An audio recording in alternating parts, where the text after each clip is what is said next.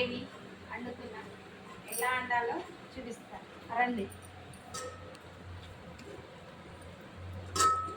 చూడండి, ఆయిల్ వేసిన, పచ్చిమిర్చి వేసిన, ఉల్లిపాయ వేసిన, జీలకర్ర వేసిన, ఆవాలు వేసిన, ఫ్రై చేస్తున్నా. ఈ ఫ్రై అయ్యాక బెండకాయ ముక్కలు వేయాలి. చూడండి, బెండకాయ ముక్కలు మంచిగా ఫ్రై కావాలి. గోల్డెన్ కలర్లో ఫ్రై అయ్యేటట్టు మనం ఫ్రై చేసుకున్నాక, ఫ్రై అయ్యాక మూత పెట్టాలి.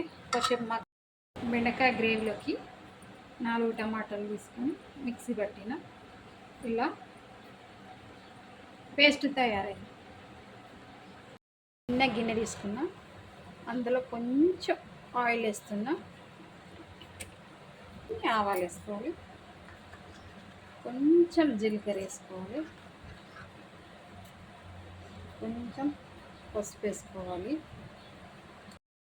కరివేపాకు వేసుకోవాలి. గ్రేవీ పచ్చివాసన పోవడానికి కొంచెం తాలింపు చేయాలి. కొందరు అట్లనే డైరెక్ట్ వేస్తారు, ఇష్టం. కాకపోతే పచ్చివాసన అన్నది ఇట్లా చేస్తే పచ్చివాసన అన్నది వెళ్ళిపోతుంది. గ్రేవీ మంచిగా ఫ్రై చేయాలి. గ్రేవీ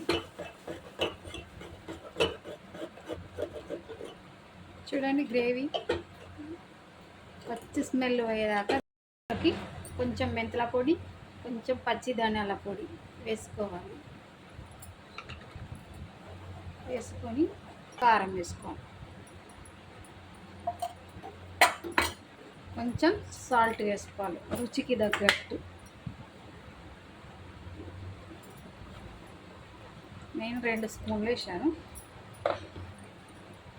చూడండి, టమాటా రసం రెడీ అయింది. బెండకాయలో వేస్తుంది.